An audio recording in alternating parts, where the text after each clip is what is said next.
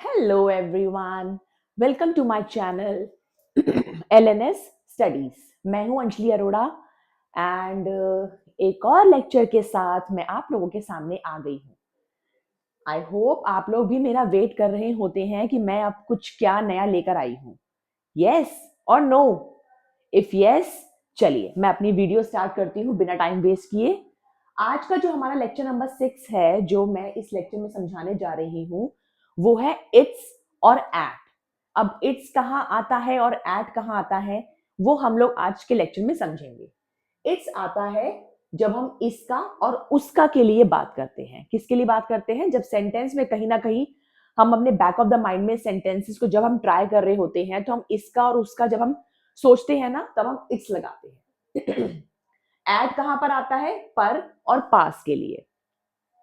अब थोड़ा सा ना डिफिकल्ट हो रहा होगा, आई एम क्वाइट श्योर कि मैम आप थोड़ा सा ना प्रैक्टिकलिटी पे बात करो कि सेंटेंस जब मेरे सामने आएगा तो मुझे कैसे ट्राई करना है कि इट्स कहां और एट कहां। चलिए, वैसे एट जो है वो प्रेपोजिशन का पार्ट भी है। मतलब प्रेपोजिशन के अंदर जब मैं आपको डिटेल में समझाऊंगी कि प्रेपोजिशन क्या होता है, तब हम लोग एट को और डिटेलिंग में भी समझने वाले हैं। बट अभी के लिए आप सिर्फ इतना समझिए कि एट जो है वो पर और पास के लिए आता है। ठीक है, सेंटेंस स्टार्ट करते हैं। यह गुड़िया है। This is a doll. Ma'am देखो, आप लोगों ने पुराने लेक्चर में हमें समझाया था कि दिस कहां आता है, वो हमें पता है। इज इसलिए आया क्योंकि ये गुड़िया जो है वो सिंगुलर है, प्लूरल नहीं है, ज्यादा नहीं है, इसलिए एक है, इसलिए हमने इज लगाया। अब ये अ डॉल क्यों आया? This is a doll. अब ये जो ए एन और द होते हैं ना, ए एन और द होते हैं ना, ये होते हैं आर्टिकल्स। सबसे पहले मुझे लाइक का बटन प्रेस करके बताइए या फिर अपने कमेंट सेक्शन में मुझे ये बताइए कि आप लोग जेन्युइनली आर्टिकल्स, प्रेपोजिशन, टेंसेस जैसे टॉपिक को चाह रहे हैं जितना जल्दी। तो मुझे कमेंट सेक्शन पे यस का रिप्लाई कीजिए, तभी मैं समझ पाऊंगी कि मुझे कितना जल्दी आप लोगों के लिए ये सारे वीडियोस जो है अपलोड करने हैं। Right, this is a doll. A doll, a एक आर्टिकल है क्योंकि आइटम जो है वो सिंगल है, डॉल जो है वो सिंगल है, इसलिए मैंने ए का यूज किया। राइट, यह इसका हाथ है। यह इसका हाथ है। This is it's hand.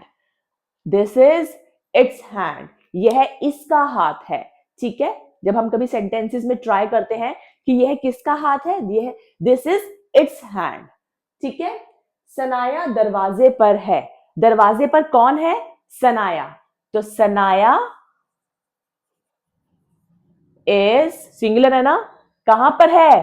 कहां पर है? Is at the door. Sanaya is at the door. Sanaya कहां पर है? Sanaya is at the door. ठीक है, घड़ी की सुई 5 पर है। किस पर है? किस पर है? 5 पर है। The hand of the watch, the hand of the watch किस पर है? 5 पर है। The hand of the watch is at 5। The hand of the watch 5 पर है। ठीक है, तुम खिड़की के पास हो। तुम खिड़की के पास हो। You sorry, you are at the window. You के साथ आर का यूज होता है। यू के साथ आर का यूज होता है। इज कहां कहां आता है? सिंगुलर के साथ।